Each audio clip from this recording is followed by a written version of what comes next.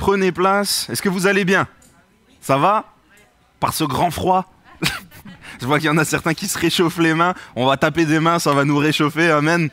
Et ben écoutez, j'espère que, en tout cas, vous êtes à fond pour ce temps de louange et d'adoration. On a encore vécu vraiment un bon culte d'adoration dimanche. Amen. Ceux qui étaient là, vous en avez retiré des bénédictions. Il y a toujours des bénédictions à être dans la présence de Dieu. Amen. On y va ce soir? On rentre dedans? Alors je vous inviterai à vous lever, on va prier simplement et puis je laisserai Noéline nous conduire dans la louange. Seigneur notre Dieu, on est vraiment heureux encore de rentrer, Seigneur Jésus, dans l'adoration, dans la louange. Seigneur, les uns avec les autres, devant ton trône ce soir encore, Jésus. Merci pour ta présence au milieu de nous. Merci Jésus parce que nous savons par avance que tu nous as devancés en ce lieu. Et nous te disons, Seigneur, sois le bienvenu, Jésus. Que tu puisses encore nous fortifier, nous faire du bien, nous encourager. Seigneur, nous avons besoin de toi, Père. Et nous voulons t'apporter le meilleur de nous-mêmes encore ce soir, Jésus. Alors prends toute la place, Jésus. Amen. Amen.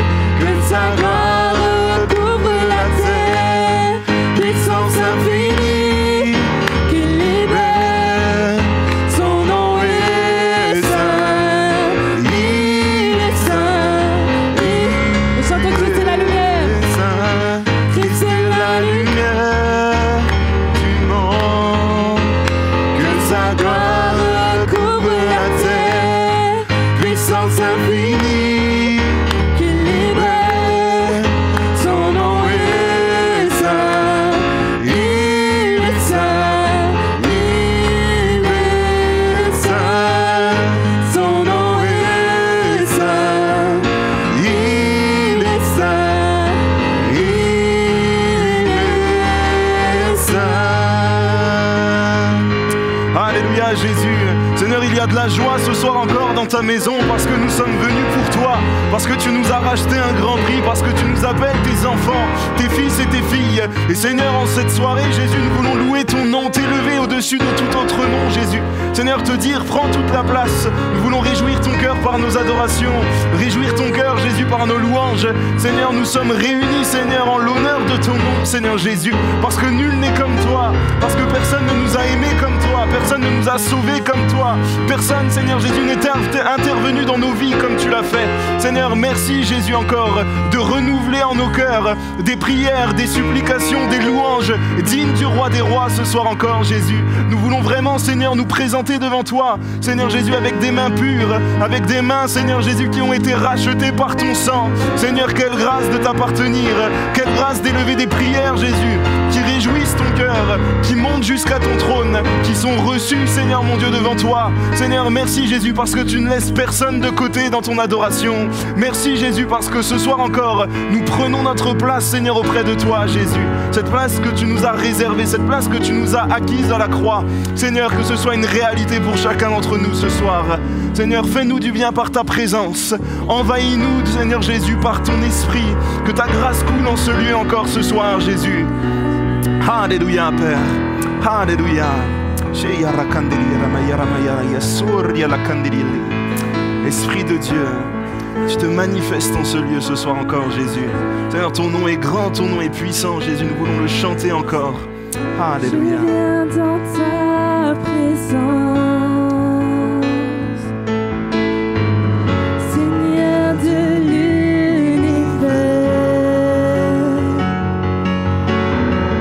Rien n'a plus d'importance, rien n'a plus de valeur. Je viens chercher ton cœur.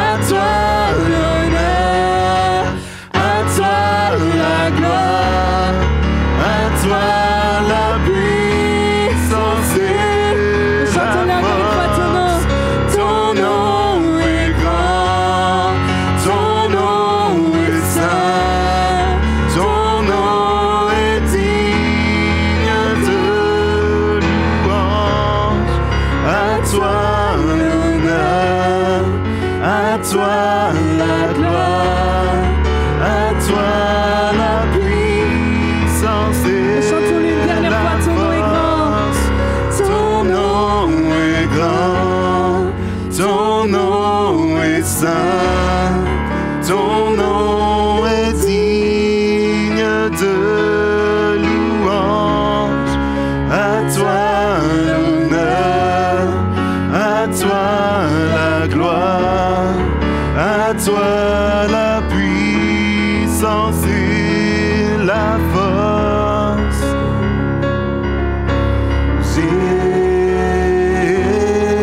Jésus, agneau de Dieu.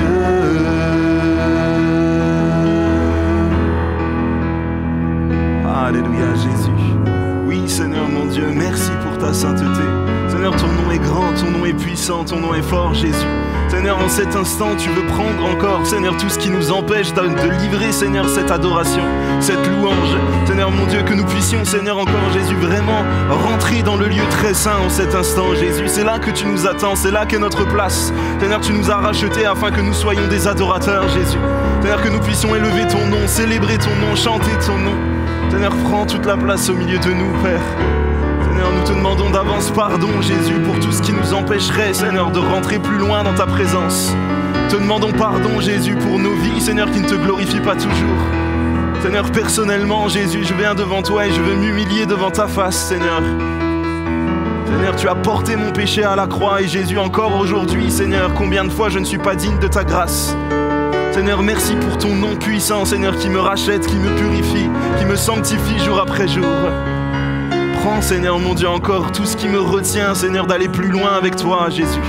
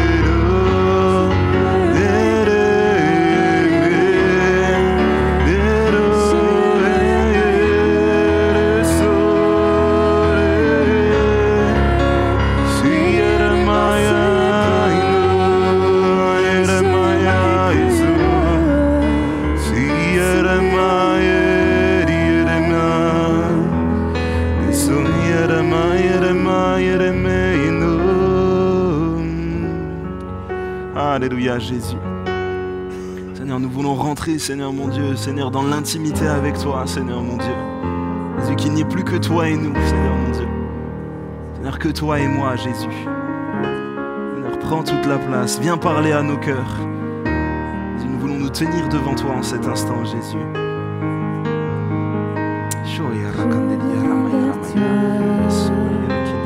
Dans le secret, en ta présence, je veux rester. Tu seras toujours là. tout contre toi. Tout contre toi, près de ton cœur.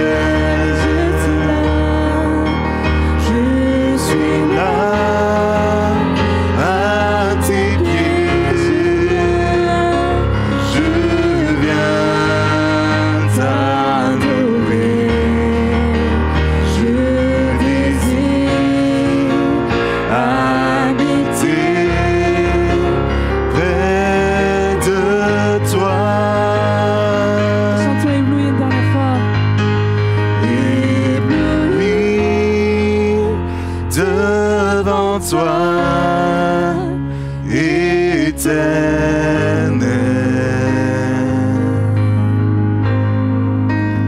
Ébahi par l'amour de ton ciel.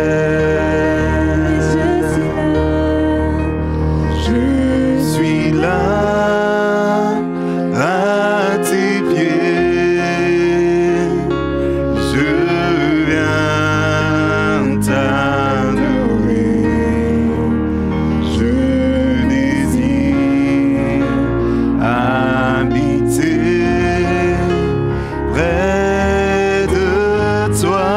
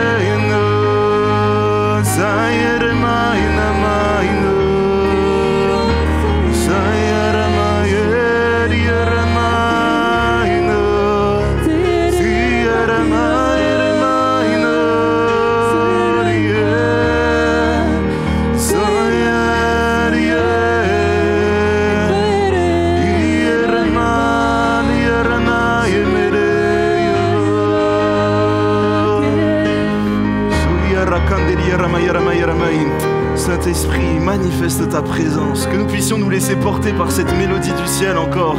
Chante en langue, prie en langue là où tu es, élève ta voix devant Dieu. Il attend notre adoration, il attend notre louange.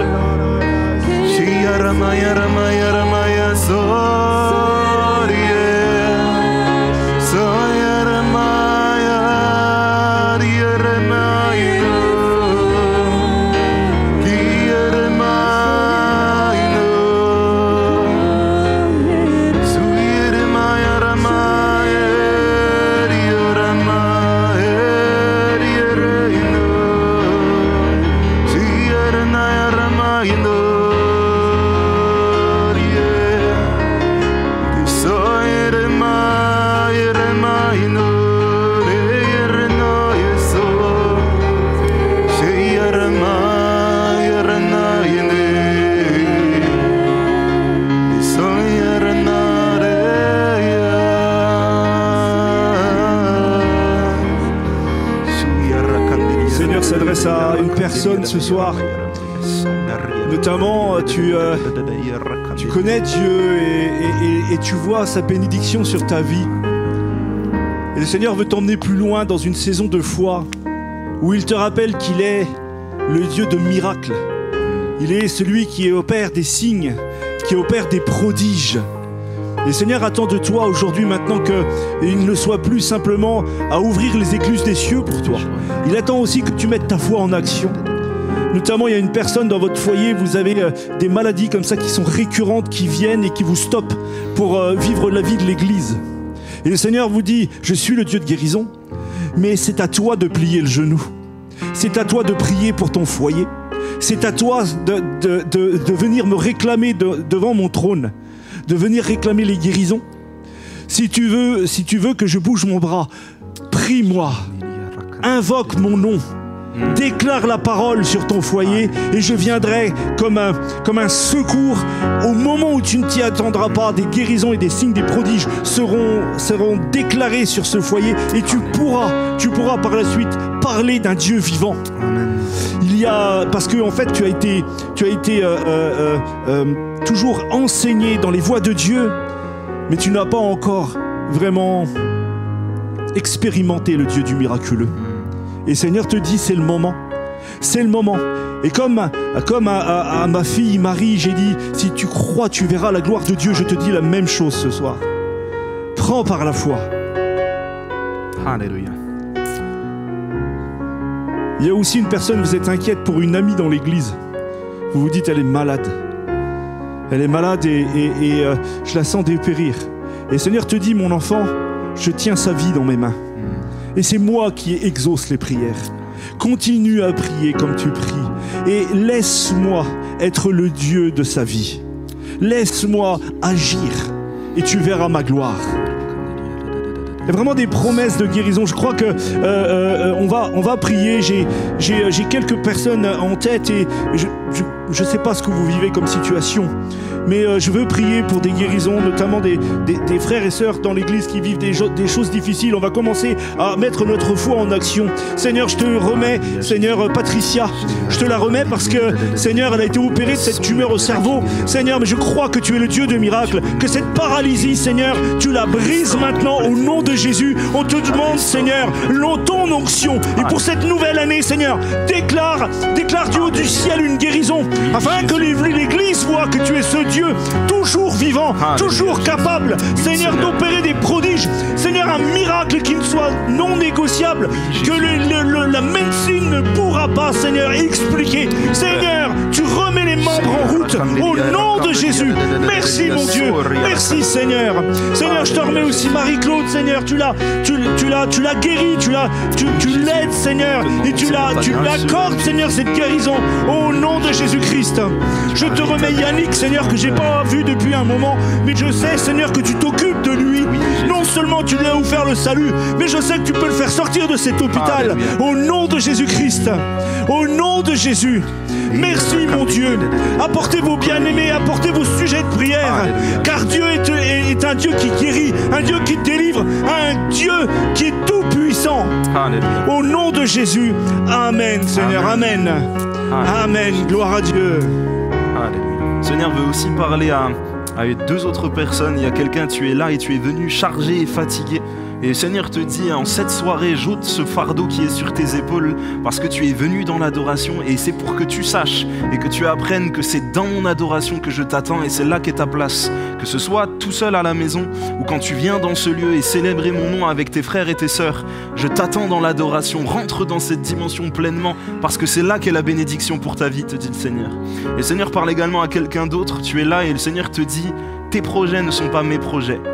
Et j'ai de grandes choses en réserve pour toi, des bénédictions en réserve pour toi, si tu inclines ton cœur à ce que je te dirai de faire. Et je te parlerai dans les jours qui viennent, te dit le Seigneur, afin que tu saches où tu dois aller. Mais sache que tes projets actuels ne sont pas mes projets, te dit le Seigneur. Amen. Alléluia.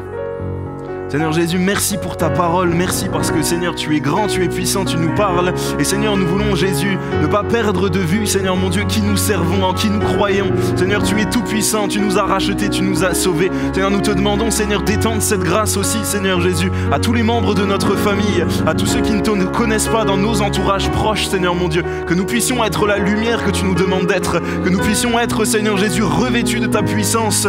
Mais Seigneur Jésus, surtout, Seigneur mon Dieu, que tu parles au travers de nos cœurs, parce que c'est toi qui convainc, Seigneur, de péché, de justice et de jugement. C'est toi, Jésus, qui attire les âmes à toi, Père. Et nous te remettons, Seigneur Jésus, chacun de nos proches, chacun de nos bien-aimés, Seigneur, entre tes mains. Alléluia, Jésus. Amen. Amen.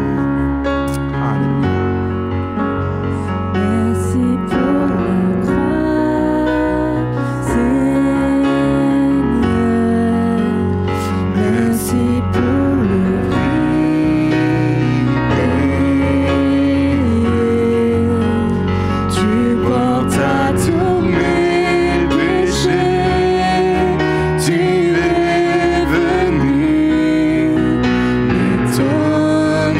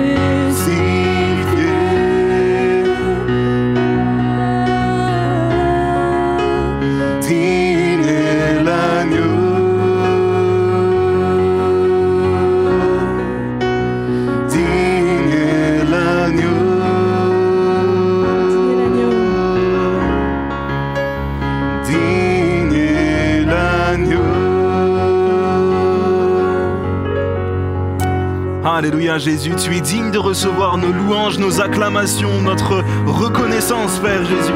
Alors prends toute la place au milieu de nous, que ton esprit continue à nous enseigner, à nous fortifier Père. Nous avons soif de toi encore Jésus et nous nous attendons à ce que tu nous parles, nous nous attendons à ce que tu agisses et nous te disons Seigneur Jésus, continue à régner dans nos vies.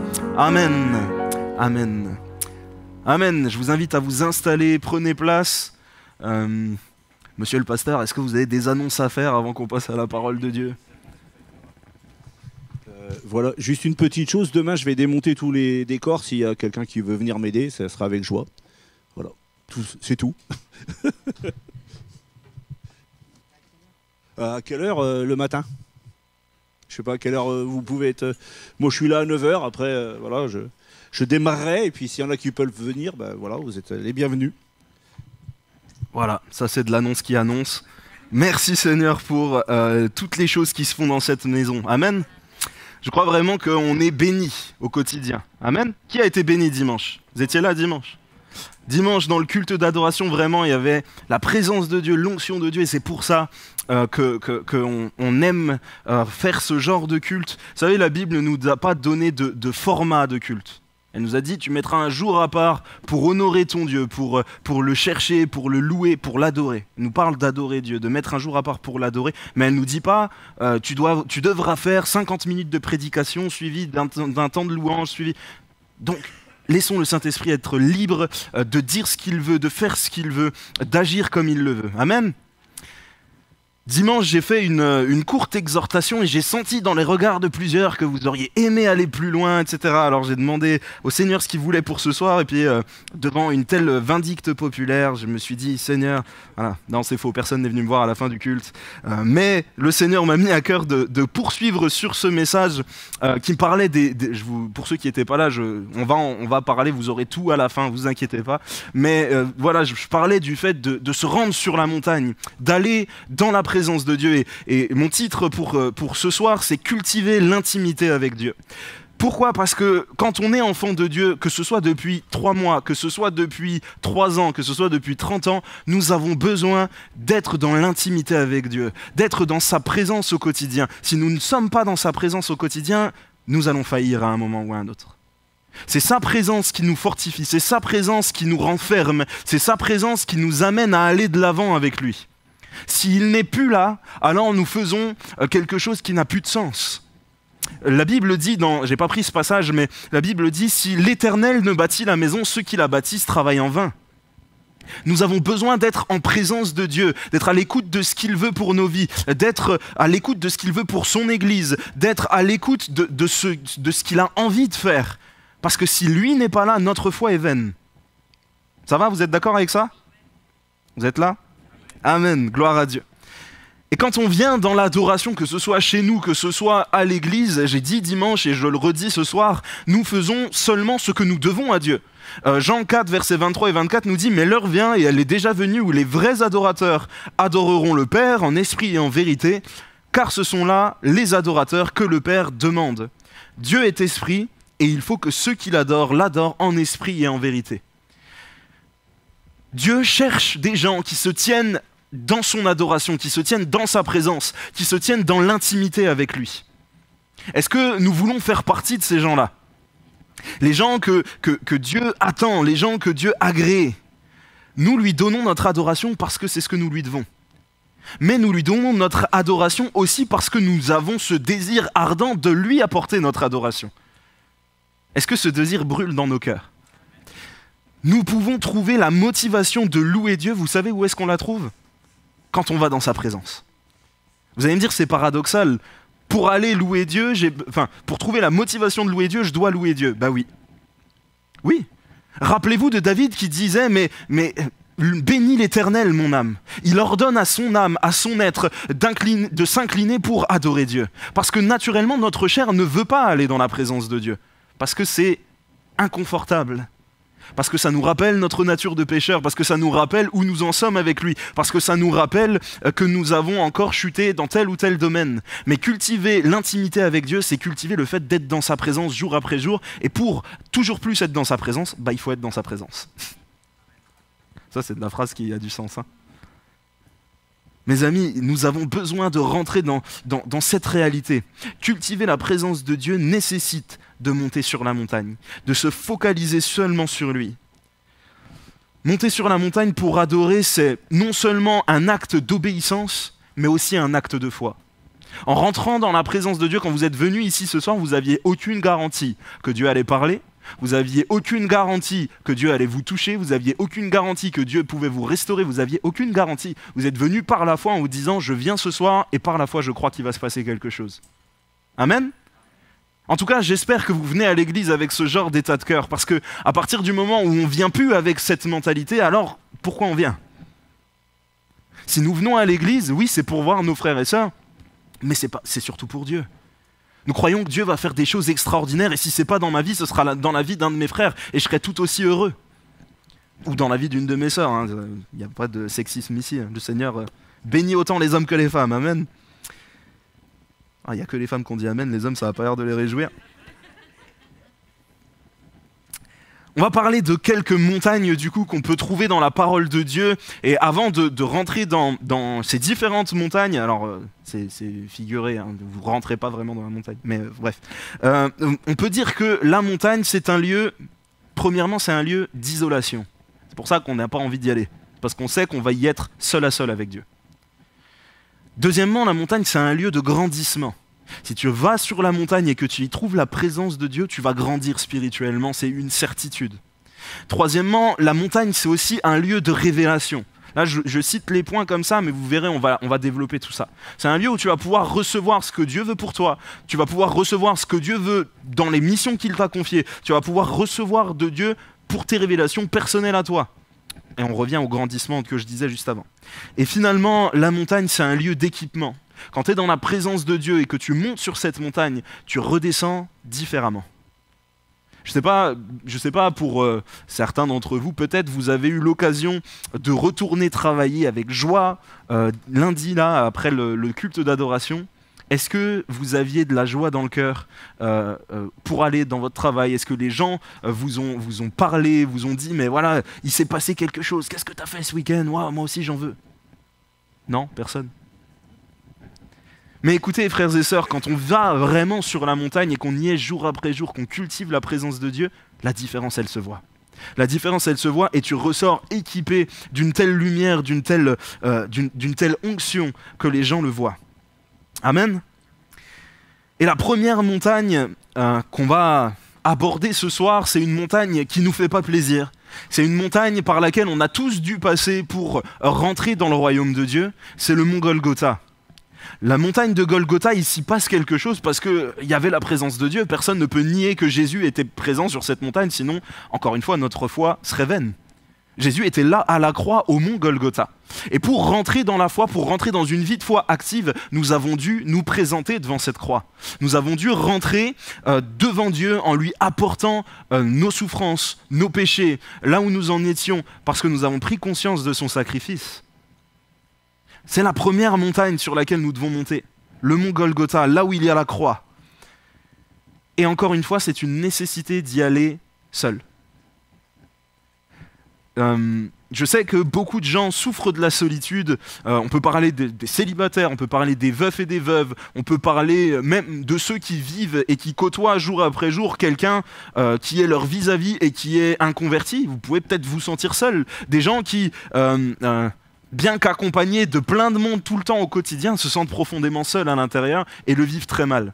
Mais j'aimerais te dire, les moments de solitude, parfois, j'ai pas dit tout le temps, mais parfois les moments de solitude sont nécessaires et sont voulus de Dieu. Parce que c'est dans la solitude, devant lui, où tu t'accroches à sa personne.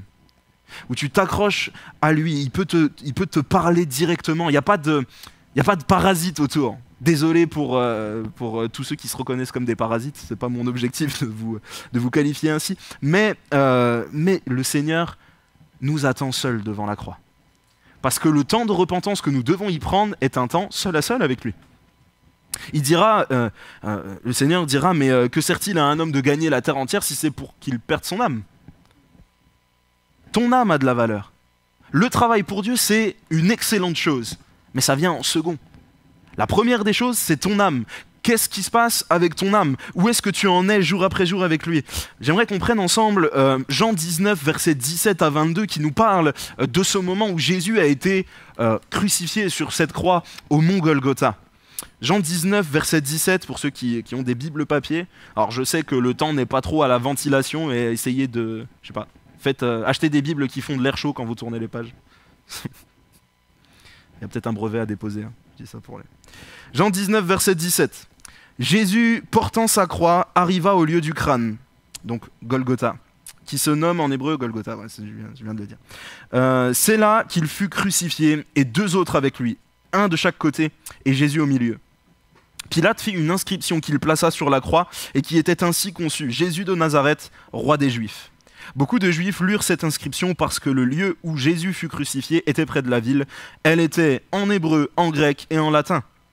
Les principaux sacrificateurs des Juifs dirent à Pilate: n'écris pas roi des Juifs, mais écris qu'il a dit: je suis le roi des Juifs. Pilate répondit: c'est ce que j'ai écrit, je l'ai écrit.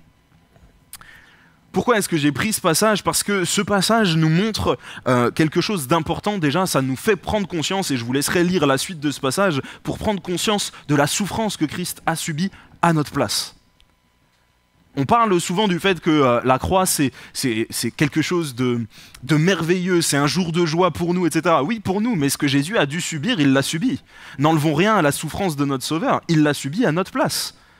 C'est pas une fable, c'est pas un conte de fées. Jésus a vraiment été cloué à ma place. Jésus a vraiment reçu une humiliation. Il a vraiment été malmené, insulté. Il a vraiment pris des coups. On a vraiment arraché les poils de sa barbe. On lui a vraiment craché dessus.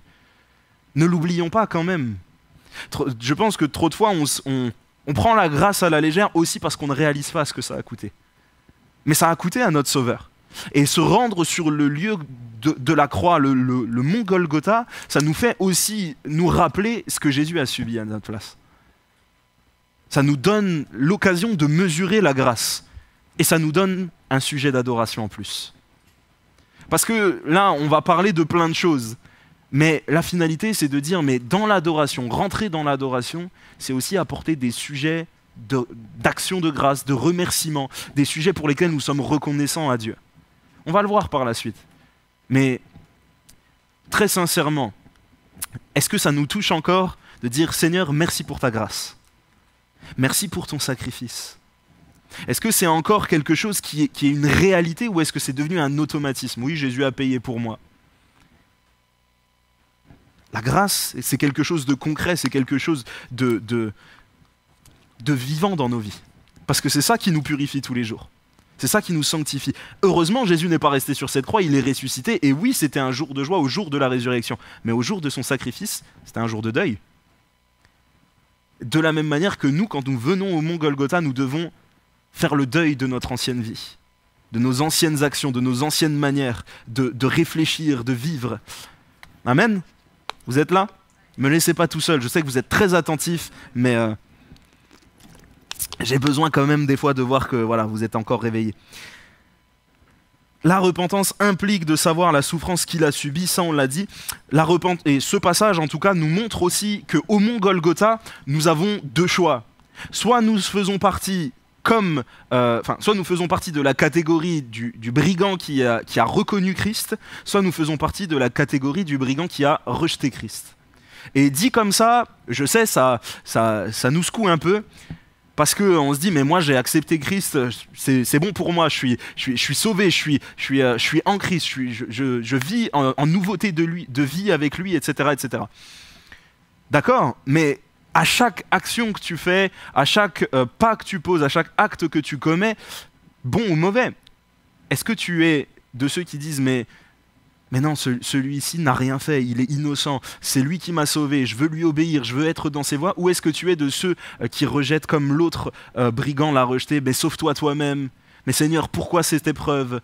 Mais si tu es Dieu. C'est ça qu'il a dit, le brigand, sur la croix.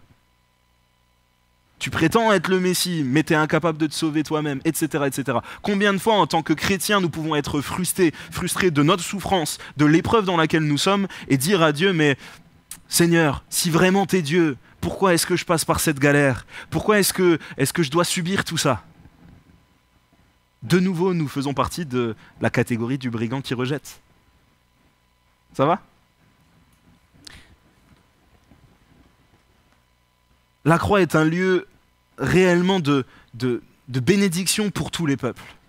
C'est pourquoi on voit Pilate qui va faire l'inscription « Jésus est le roi des Juifs ». C'est le lieu du couronnement de Christ. C'est bizarre, hein, dit comme ça. Hein. C'est là où il a été meurtri, c'est là où il a été crucifié, mais c'est là où il a été reconnu comme roi des Juifs. Et ça a été écrit en hébreu, en grec et en latin. Toutes les nations ont un sujet de joie en Dieu. Toutes les nations ont un sujet d'adoration en Christ. Toutes les nations, si elles viennent à la croix de Golgotha, peuvent voir la présence de Dieu. Alors, toutes les nations, c'est large, mais est-ce que c'est le cas dans ton cœur? Est-ce que c'est le cas dans ton foyer? Est-ce que c'est le cas dans ta famille? Toutes les nations, ça commence par chez nous. C'est une réalité, frères et sœurs. Le mont Golgotha, c'est aussi ce qui t'enseigne que Jésus a tout accompli. Jean 19, verset 30 nous dit, quand Jésus eut pris le vinaigre, il dit, tout est accompli. Et baissant la tête, il rendit l'esprit. Jésus nous enseigne, et c'est aussi la signification de ce que Pilate dit à la fin du verset 22, quand il dit « Mais ce que j'ai écrit, je l'ai écrit ». Jésus nous enseigne que son sacrifice est suffisant pour nous sauver, que son sacrifice est parfait et qu'il n'y a rien à y rajouter. Voilà un deuxième sujet d'adoration, un deuxième sujet de louange, un deuxième sujet de joie. Notez-les, dites-le, mais Seigneur, merci pour ta grâce parce qu'elle est suffisante pour me sauver. Elle est parfaite pour me sauver. J'ai rien à y rajouter, j'ai pas à gagner mon ciel, j'ai pas à faire des efforts pour venir dans ta présence. Je sais que tu as tout accompli à la croix. Amen. C'est une grâce, c'est vraiment une expérience qui doit être renouvelée, vécue à nouveau. Nous devons rentrer dans la présence de Dieu en sachant que nous avons été rachetés à un grand prix. Amen. Vous savez, cette grâce, des fois, on la voit dans des petites choses. Des fois, c'est des petits trucs qui viennent nous faire prendre conscience de ce que Christ a fait. Moi, je vous donne un témoignage que j'ai vécu il n'y a pas très longtemps. Des fois, je passe un bon moment où je suis dans la présence de Dieu, je vis des choses avec Dieu, et puis ça s'arrête là, quoi. Ça ne va pas plus loin. Mais tous ceux qui ont déjà vécu des bons moments d'adoration, vous savez qu'il y a des moments où on a l'impression que il y a une percée, il y a comme une onction particulière, il y a comme vraiment le ciel qui est là, un morceau du ciel, un bout de ciel, je ne sais pas comment on pourrait dire ça.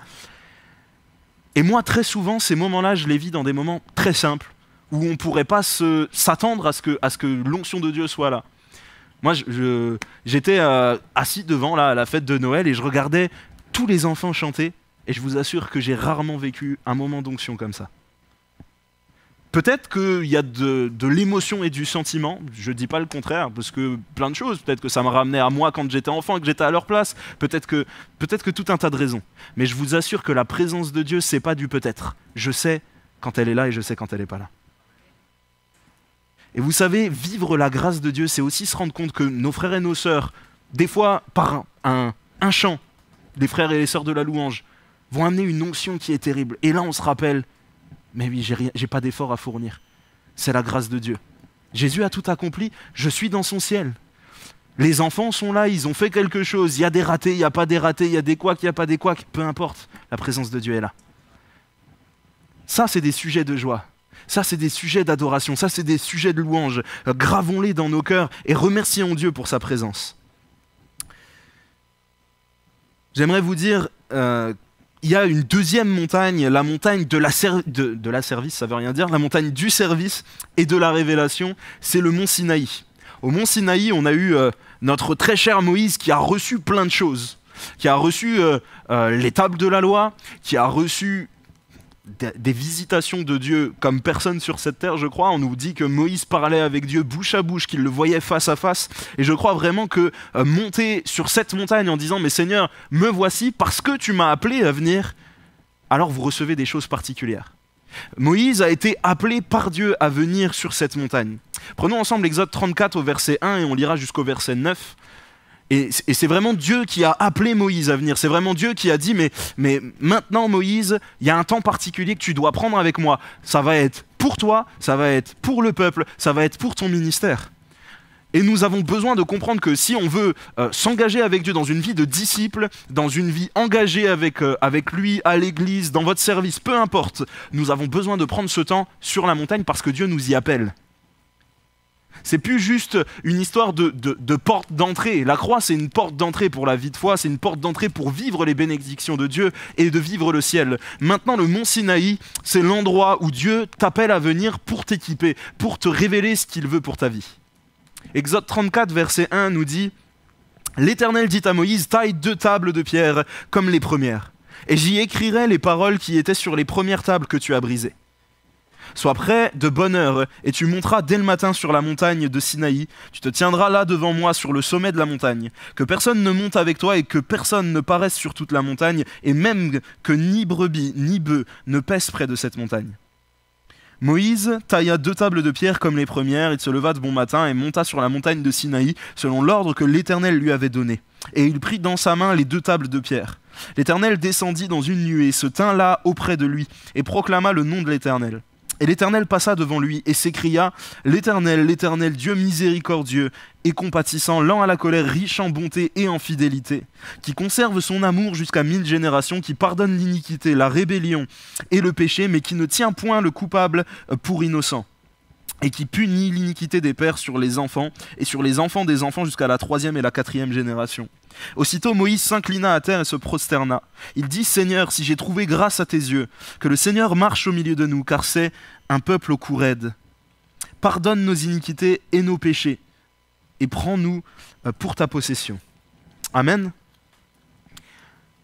Voilà un passage, on pourrait se dire, mais elle est où la bénédiction là-dedans ? Alors déjà, on a coupé court, puisqu'après, le Seigneur parle de toutes les promesses qu'il donne au peuple. Le Seigneur va continuer à lister tout ce qu'il va faire au milieu du peuple hébreu par Moïse, par l'onction qu'il a déposée sur lui, mais aussi par certains dans le peuple. On peut penser à Hur, à Aaron, à Myriam, à plein d'autres. Mais ce qui m'interpelle dans ce passage, c'est que Dieu dit à Moïse, « Moïse, je t'appelle à aller sur cette montagne seul. Et tu vas recevoir quelque chose, tu vas recevoir un cadeau que je vais te donner, mais pour ça, il va falloir que tu prépares des tables en pierre. Il va falloir que tu fasses une petite préparation avant de venir me voir. D'abord, il va rappeler à Moïse, « Moïse, je vais réparer ce que tu as brisé. » Moïse avait déjà passé 40 jours sur le mont Sinaï, il avait déjà reçu des tables de pierre qu'il avait brisées par la suite. J'aimerais te dire, quand tu vas dans la présence de Dieu et quand tu inclines ton cœur au service, le Seigneur répare ce qui a été brisé. Le Seigneur répare ce que toi tu as brisé, mais peut-être aussi ce que les autres ont brisé. Est-ce que ton cœur a besoin d'être réparé? Est-ce que tu te réalises dans ton service? Est-ce que tu as encore besoin d'être reconnu par les gens autour de toi? Ah mais regarde, ce frère-là, il sert avec tellement de ardeur, waouh! Et puis tout ce qu'il fait, c'est toujours de qualité, etc. Merci Seigneur, tant mieux. Mais tu le fais pour Dieu, tu le fais pas pour toi. Et nous avons besoin d'être réparés. Comme Dieu a réparé les tables de pierre que Moïse avait brisées, tant de fois nous sommes brisés à l'intérieur, nous ne nous rendons même pas compte des endroits où Dieu est en train de redresser, de réparer ce qui a été brisé. Tu as besoin de retrouver la confiance de l'homme de Dieu, ou de retrouver confiance en l'homme de Dieu. Dieu répare. Tu as besoin de nouveau de vivre la joie dans ton service. Dieu répare. Tu as besoin de nouveau de vivre la joie dans ton service. Dieu répare. Mais tout ça, Dieu le répare pour son service à lui. Moïse, il n'est pas monté sur la montagne pour sa petite bénédiction et sa petite révélation. Il est monté sur la montagne pour le peuple. Il est monté sur la montagne pour que Dieu l'équipe pour être un ministère pour le peuple, mais il est monté sur la montagne pour que le peuple trouve grâce aux yeux de Dieu. Il le dit à la fin. Au verset 9, il dit « Si j'ai trouvé grâce à tes yeux, que le Seigneur marche au milieu de nous. » Il se prend lui comme, pas comme une référence, mais en disant « Mais Seigneur, moi je veux tout faire, en tout cas tout ce qui est en mon pouvoir, je veux tout faire pour te plaire, et s'il te plaît, si je te plais, alors marche au milieu de ce peuple, sauve-nous, épargne-nous, pardonne nos péchés à tous. » Mon frère, ma sœur, quand il y a un homme intègre, c'était le message de Manu mercredi dernier, mais quand il y a un homme intègre quelque part, un homme qui a à cœur de plaire à Dieu, un homme qui veut mettre sa vie en règle devant lui et dire « Mais Seigneur, moi je veux te plaire à 100%. » La bénédiction a des répercussions sur tout un peuple. Et je crois que si nous sommes tous des hommes et des femmes de Dieu remplis de cette intégrité-là, alors nous allons bientôt voir des changements dans notre ville, dans notre pays. Nous avons besoin de rester dans l'intégrité, nous avons besoin d'être comme Moïse. Alors je sais, c'est plus facile à dire qu'à faire, mais je vous assure que si nous avons ne serait-ce que l'idée de dire « Mais Seigneur, je viens dans ta présence pour cultiver mon intimité avec toi, mais par la même occasion pour cultiver ma sainteté », alors nous allons voir des bénédictions. Alors nous allons voir sa présence et alors nous allons voir son action. La condition, c'est que tu dois préparer ces tables de pierre, vierges. Dieu dit, mais Moïse, prépare tes tables de pierre. Moïse, je t'appelle sur cette montagne, mais il y a un prérequis, il faut que tu prépares ton cœur. Il faut que tu viennes seul et que tu prépares ton cœur. Vous savez, je crois que des fois, on vient à l'église par habitude. Moi, le premier, ça arrive, oui, nous le confessons. Mais nous croyons aussi qu'il y a d'autres fois où on s'attend à Dieu parce qu'on a préparé notre cœur plus que d'habitude. Et c'est marrant parce que quand moi j'étais petit, je voyageais avec mes parents, normal. Et donc on faisait des allers-retours entre Châlons et Reims pour venir à l'église. Et très souvent, avant d'aller à l'église, enfin très souvent, ouais, vous me corrigerez si c'est pas bon, hein. Mais souvent en tout cas, au début du ministère de mon père, il y avait quelques prises de tête dans la voiture, quoi. Pas si souvent que ça, ouais. Et enfin bon, ça pouvait arriver quoi de temps en temps. Peut-être ça vous arrive pas, mais nous ça nous arrivait. Enfin eux ça leur arrivait. Et donc moi j'étais là, mais j'étais ado quoi, et je voyais ça, je me dis mais on est vraiment en train de se prendre la tête pour ça là. Il y a vraiment une ambiance pourrie dans la voiture pour un truc nul. Et alors qu'il va y avoir le culte et tout, et puis c'est tout. Et puis un jour en prédication, je crois qu'il l'a dit, il dit mais voilà, faut réaliser aussi des fois que le diable vient et nous frustre un peu avant le culte, comme ça il sait que tout ce qu'on a préparé dans notre cœur avant est balayé, on arrive, on est énervé et on prend du temps à rentrer dans la présence de Dieu et on vit pas notre culte, on vit pas ce moment d'intimité avec Dieu comme on le devrait. Et j'ai pris ça dans mon cœur, je me suis dit ah alors là vraiment, tous les dimanches matins, quand je serai marié, ça va être trop facile avec ma femme. On le sait, quoi. Je veux dire, c'est le diable qui arrive pour nous énerver avant. Ben, vous savez quoi ? Les 2 premières années de mariage avec Estelle, ça nous arrivait de nous prendre la tête, quand même. C'est incroyable, hein ? Pourquoi ? Parce que la préparation de notre cœur avant le temps de culte est hyper importante. Hyper importante dans le fait de rentrer. Et quand on dit préparer notre cœur, alors si vous voulez faire 3 heures de prière avant le culte, faites-le, alléluia. Mais c'est pas toujours de ça qu'on parle. C'est juste d'arriver avec la disposition de cœur, de me dire là, je m'apprête à rentrer. Et quand je vais dire ça, je veux pas parler de ces murs, mais je m'apprête à rentrer dans le lieu très saint, c'est-à-dire je m'apprête à rentrer dans la présence de Dieu. Je m'apprête à aller au-delà du voile, je peux pas y rentrer n'importe comment. Je peux pas venir avec mes soucis de la semaine, je peux pas venir avec mes préoccupations, je peux pas venir avec mes projets, aussi bons soient-ils. Je suis pas là pour ça, je suis là juste pour l'adorer lui. Là, c'est le moment où Dieu attend mon adoration. Là, c'est le moment où je dois réjouir son cœur. Vous savez, Dieu a donné tout un tas de préceptes et de directives pour les manières dont on sacrifiait les animaux pour que ça soit une bonne odeur devant lui. Et notre adoration est un sacrifice qui doit être un sacrifice de bonne odeur. Et si tu prépares pas ton cœur, alors l'odeur, elle peut être bonne, mais bon, elle est peut-être entachée d'un petit arrière-goût bizarre, quoi. Un petit arrière-goût de critique, un petit arrière-goût de jalousie, un petit arrière-goût de colère, un petit arrière-goût de manque de pardon. C'est comme manger un pamplemousse, quoi. Le sucre est là, ok, mais c'est amer. Bon. Merci Seigneur pour les pamplemousses, apparemment ça brûle les graisses selon ma mère. Mais...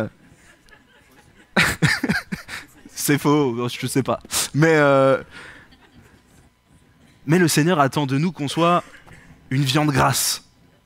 Une viande qui apporte un sacrifice de bonne odeur. Pas entachée d'une saveur amère ou qui brûle les graisses comme vous voulez. J'aimerais vous dire, voilà, il nous faut rentrer dans cette dimension. Parce que quand nous rentrons dans cette dimension, alors Dieu arrive et lui-même, il s'annonce. Il n'a pas besoin qu'on fasse, je sais pas moi, que le leader de louange répète 15 000 fois « La présence de Dieu est là, Dieu est là, Dieu est là, Dieu est là ». Oui, Dieu est là, mais Dieu s'annonce lui-même. Quand vous êtes dans sa présence, vous le sentez, vous le savez. Quand vous êtes vraiment en présence de Dieu, Dieu se déclare lui-même. Vous voyez dans ce passage-là, au verset 6 et au verset 7, c'est Dieu qui déclare de lui-même qui il est. On dit « Et l'Éternel passa devant lui et s'écria, l'Éternel, Dieu miséricordieux et compatissant, lent à la colère, riche en bonté et en fidélité, qui conserve son amour jusqu'à 1000 générations, qui pardonne l'iniquité, la rébellion et les péchés, mais qui ne tient point le coupable pour innocent. »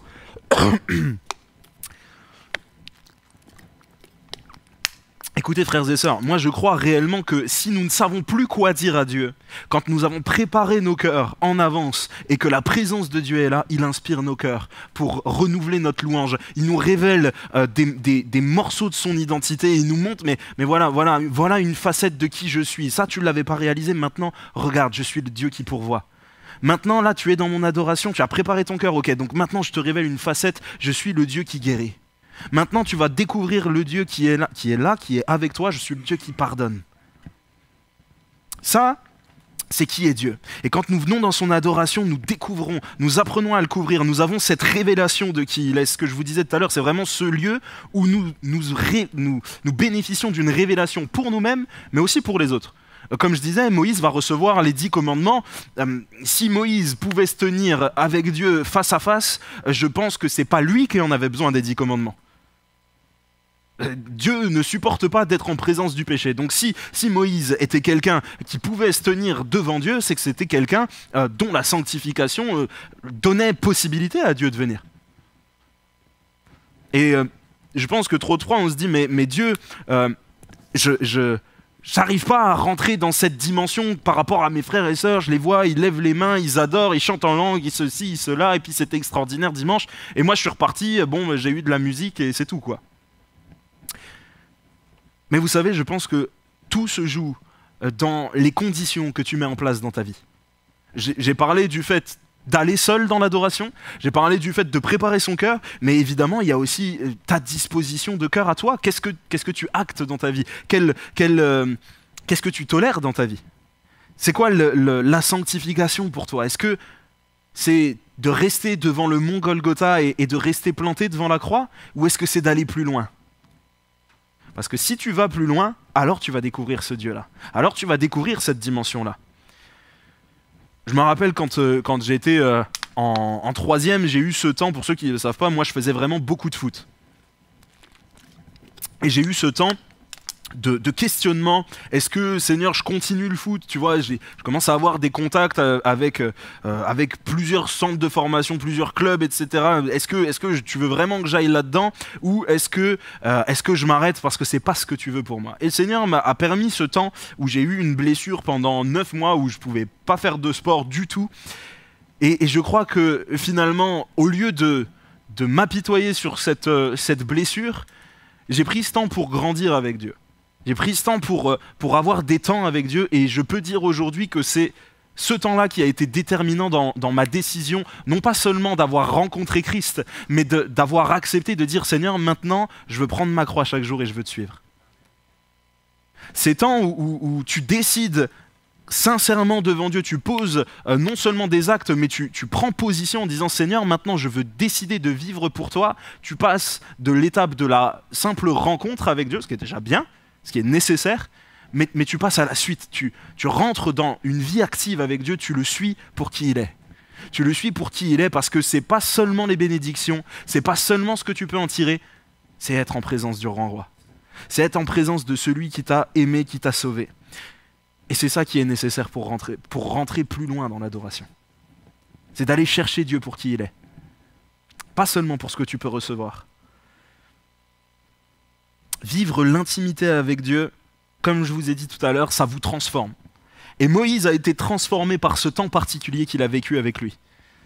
Moïse va dire au verset 29 du même chapitre, donc on est à Exode 34 toujours, verset 29 et verset 30, Moïse descendit de la montagne de Sinaï ayant les 2 tables du témoignage dans sa main.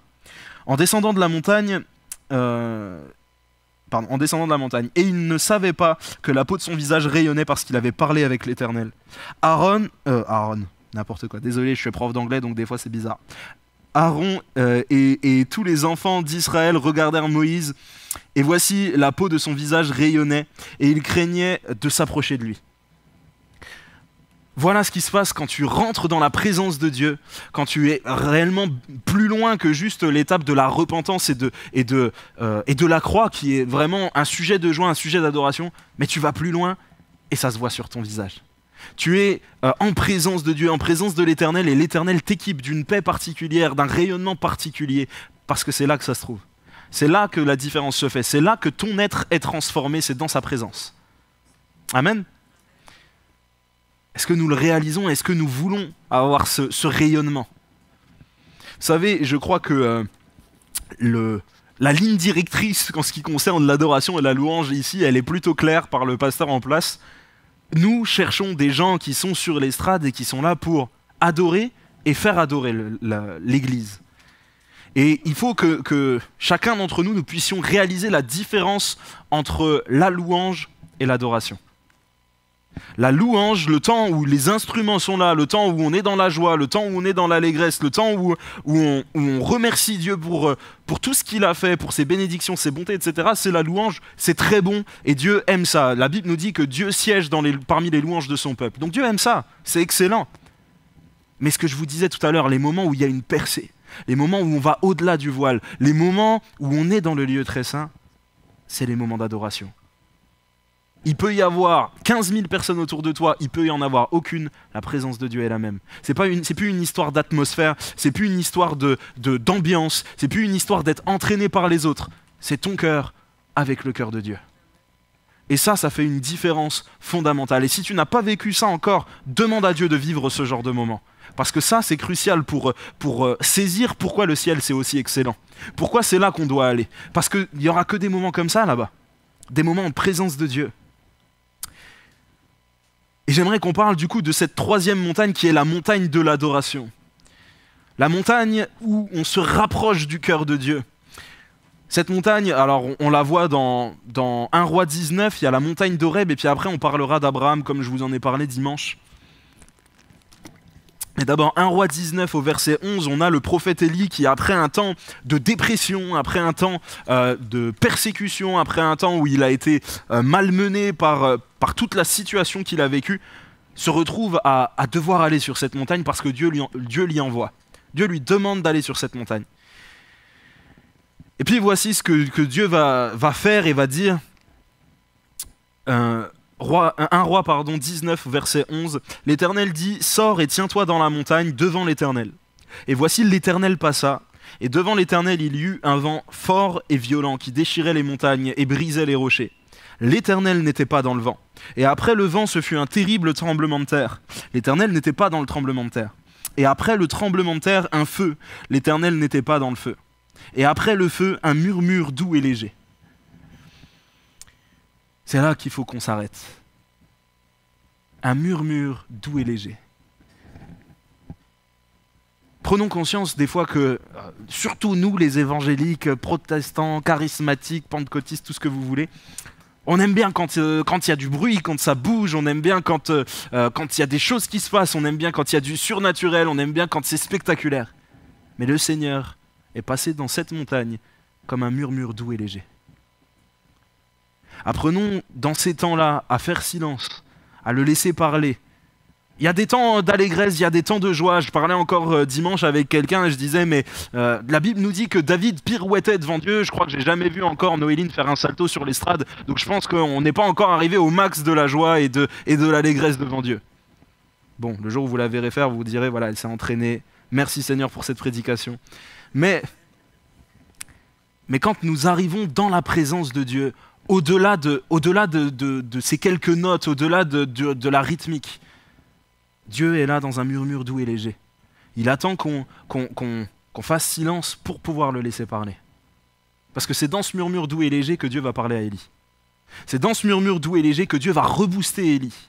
Et comment il va le rebooster? En lui disant, maintenant Élie, va au boulot. Et très souvent, alors qu'on va pas bien dans notre âme, alors qu'on fait tout ce qu'il faut pour plaire à Dieu et qu'on rentre dans l'adoration, Dieu va nous dire, mais tu veux aller mieux? Sers-moi. Et très souvent, la différence se fait parce que nous avions oublié la joie de servir. Le service peut devenir quelque chose de lourd, d'usant, de redondant, parce qu'on a oublié la joie qu'il y a à servir Dieu. Parce qu'on ne vient plus dans l'adoration, chercher ce murmure doux et léger, chercher sa voix, chercher à l'entendre nous parler. C'est l'exemple d'Abraham pour moi qui est le plus frappant. Parce que l'exemple d'Abraham nous parle de l'adoration et nous parle du sacrifice. Mais ce coup-ci, c'est un sacrifice qui coûte. C'est un sacrifice d'obéissance. C'est un sacrifice qui nécessite un pas de foi. Et venir dans la présence de Dieu, chercher ce murmure doux et léger, chercher vraiment d'aller au-delà du voile, c'est un pas de foi. C'est pas quelque chose, là on en parle depuis presque 1 heure, c'est pas quelque chose de juste laisser je sais pas, tel prédicateur ou tel prédicateur expliquer la méthode pour arriver dans la présence de Dieu, c'est de le vivre par la foi. Nous avons besoin de vivre ces temps-là par la foi, de le déclarer par la foi, par avance, que nous allons vivre un temps de connexion particulière avec Dieu, mais plus que ça, de se dire, mais Seigneur, là c'est dur là en ce moment, mais je continue parce que je sais que ta présence au bout vaut plus que tout ce que je vais sacrifier pour y arriver. Genèse 22, versets 1 à 8, nous dit « Après ces choses, Dieu mit Abraham à l'épreuve et lui dit « Abraham » et il répondit « Me voici ». Dieu dit « Prends ton fils, ton unique, celui que tu aimes, Isaac, va-t'en au pays de Morija et là offre en holocauste sur l'une des montagnes que je te dirai. » Offre-le, en holocauste sur l'une des montagnes que je te dirai. Abraham se leva de bon matin, sella son âne et prit avec lui 2 serviteurs et son fils Isaac. Il fendit du bois pour l'holocauste et partit pour aller au lieu que Dieu lui avait dit. Le 3e jour, Abraham, levant les yeux, vit le lieu de loin. Et Abraham dit à ses serviteurs, « Restez ici avec l'âne. Moi et le jeune homme, nous irons jusque-là pour adorer. Et nous reviendrons auprès de vous. » Abraham prit le bois pour l'holocauste, le chargea sur son fils Isaac et porta dans sa main le feu et le couteau, et ils marchèrent tous 2 ensemble. Alors Isaac, parlant à Abraham, son père, dit « Mon père », et il répondit « Me voici mon fils ».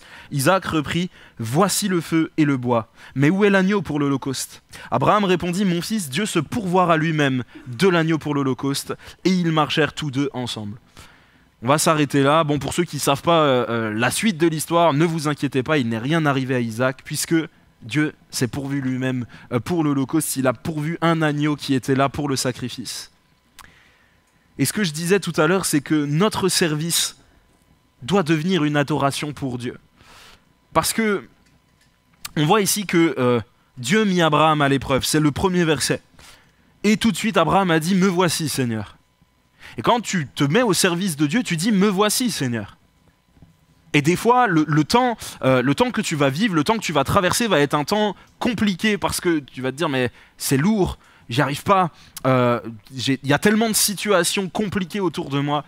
Je pense que on peut présumer qu'Abraham devait avoir quelques doutes et se dire « mais Seigneur, tu es vraiment en train de me demander ce que j'ai entendu. C'est difficile. » Mais comme il avait connaissance de qui était Dieu et comme il savait que sur cette montagne il y avait sa présence, il y est allé. Par la foi. Et il a répondu 2 fois par la foi à ses serviteurs et à Isaac. Une chose que je pense que ça devait être l'esprit qui l'a inspiré pour dire ça. C'est pas possible autrement.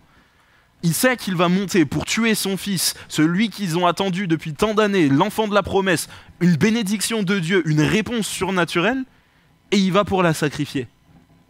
Et il va répondre à ses serviteurs, nous allons y aller là-bas pour adorer. Et il va répondre à son fils, Dieu se pourvoira lui-même du sacrifice.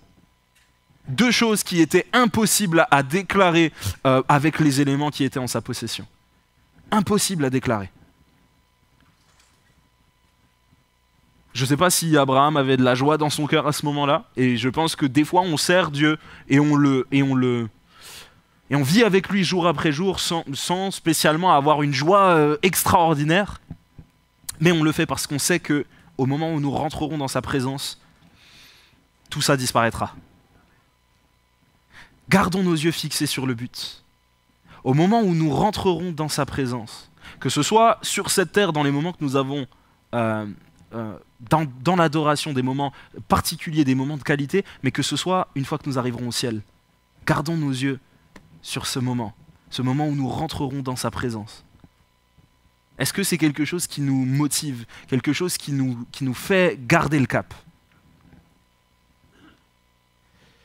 Souvent, moi, quand j'ai perdu la fraîcheur et la joie dans mon service, et je peux vous assurer que j'ai fait plein de choses dans cette église depuis que je suis ado, mais il y a des fois où j'y allais un peu à reculons, je ne vais pas vous mentir. Il y a des fois, c'était dur. Mais souvent, c'est parce que j'avais perdu de vue le fait que mon service devait être soumis au fait d'aller dans l'adoration, dans la présence de Dieu. Souvent, j'avais perdu ça de vue. Et dès le moment où je retournais m'hydrater, j'allais dire, dans l'adoration, dès le moment où j'allais à la source puiser ce qui était nécessaire, alors d'un seul coup, Dieu faisait quelque chose dans mon service, peu importe ce que ce soit, Dieu faisait vraiment quelque chose à ce moment-là qui était un sujet de joie, qui était une bénédiction et qui m'a permis d'avoir une adoration en plus à lui amener, une action de grâce en plus à lui amener.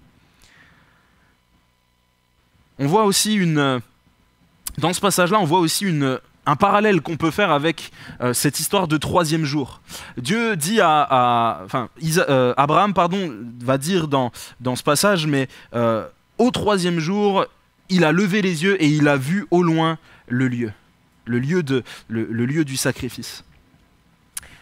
Christ, quand il est mort, il est ressuscité au bout du 3e jour. Et c'est au bout du 3e jour qu'on a pu voir au loin, qu'on a pu commencer à apercevoir au loin l'œuvre de la croix. Je pense que ce parallèle doit nous rappeler que le sacrifice qui a été fait, le sacrifice qui va être fait, est un sacrifice qui nous apporte la vie. Le Seigneur va pourvoir un agneau pour prendre la place d'Isaac, tout comme le Seigneur a pourvu pour Jésus qui a pris notre place. C'est une grâce, c'est une bénédiction. Et plus que ça, c'est un moyen pour nous d'entrer dans la présence de Dieu. Est-ce que nous voulons saisir par la foi que Dieu pourvoit lui-même le sacrifice que nous allons lui apporter? Est-ce qu'on est prêt à lui mettre sur l'autel de l'adoration, de dire « Seigneur, toutes les bénédictions que tu m'as accordées jusque maintenant, je te les donne pour vivre le moment dans ta présence qui vient. » Tous les cadeaux, tous les bonbons, tout ça, c'est rien en comparaison de ta présence. Jésus, j'ai besoin que tu m'apprennes à vivre ces temps avec toi où je rentre dans l'intimité. J'aimerais vraiment vous dire, mais saisissons par la foi ça. C'est pas quelque chose qui s'explique, c'est quelque chose qui se vit. Nous devons saisir que rentrer dans la présence de Dieu, c'est lui apporter un sacrifice, et un sacrifice qui est un sacrifice où lui a pourvu. Amen. On va prier un instant, je vous invite à vous lever là où vous êtes. Et je crois que nous avons besoin que Dieu renouvelle notre louange, que Dieu nous apprenne à mettre notre vie de côté, à mettre nos organisations de côté, nos plans de côté. C'est lui qui compte. Nous devons apprendre à prendre ces temps et à monter sur la montagne pour aller le découvrir lui, le chercher lui, être équipé par lui. Seigneur, en cet instant, nous voulons, Seigneur Jésus, nous tenir devant toi. Et Seigneur, comme je le disais, par la foi, Seigneur, nous nous tenons, Seigneur, dans ta présence. Et nous voulons t'apporter encore une fois nos vies en sacrifice. Merci Jésus parce que tu as pourvu, Seigneur mon Dieu, à un sacrifice parfait à la croix. Merci Jésus parce que je sais, Seigneur mon Dieu, que ma repentance, Seigneur mon Dieu, a de la valeur devant toi. Et qu'en cet instant, tu veux réparer mon être. Afin que je puisse te servir, afin que je puisse te glorifier, afin que je puisse t'adorer. Fais une œuvre réparatrice, Seigneur mon Dieu. Comme Moïse qui a brisé ces tables de la loi, tu viens réparer nos cœurs en cet instant. Et alors que nous sommes dans ta présence, tu viens nous faire pénétrer au-delà du voile. Nous voulons te demander, Seigneur Jésus, de faire une œuvre, Seigneur Jésus, puissante en nous. Parce que c'est là où il y a ta présence qu'il se passe des choses extraordinaires. Révèle-toi plus à nos cœurs. Seigneur, nous voulons nous engager en cet instant à venir chercher ta présence sur ces montagnes. Peu importe, Seigneur, de laquelle il s'agit, nous voulons croire, Seigneur mon Dieu, que c'est dans ta présence que nous serons transformés. C'est dans ta présence que nous serons équipés. C'est dans ta présence que nous recevrons, Seigneur Jésus, des révélations pour nos vies. C'est dans ta présence. Et tout comme Moïse, Jésus, nous voulons nous tenir à part, nous tenir non pas comme des gens qui cherchent ce qui leur plaise et qui se complaisent dans une religiosité. Mais nous voulons nous tenir, Seigneur Jésus, dans une intégrité de cœur. Nous voulons nous tenir, Seigneur Jésus, dans une vie qui t'est consacrée, Jésus. Afin, Seigneur mon Dieu, que ces temps que nous passons sur la montagne ne soient pas seulement des temps où nous recevons la bénédiction pour nous-mêmes, mais nous voulons, Seigneur Jésus, encore transmettre cette bénédiction, rayonner de ta lumière autour de nous. C'est-à-dire que le monde voit que tu es Dieu, que le monde voit que c'est dans ta présence qu'il y a l'amour dont nous avons besoin, qu'il y a la joie dont nous avons besoin, qu'il y a la sainteté dont nous avons besoin, Jésus. Seigneur, la solution, c'est toi. Et c'est parce que tu es la solution, Jésus, que nous cherchons ta présence au quotidien. Merci, Père, de continuer ton œuvre dans nos cœurs. Amen. Amen. Gloire à Dieu. On va chanter un chant ensemble.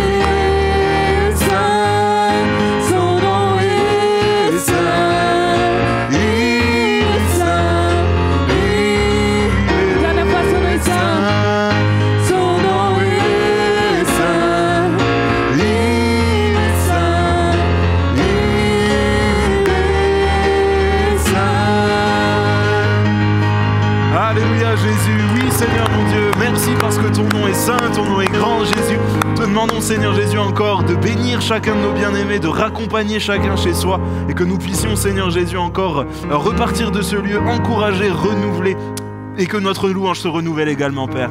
Amen.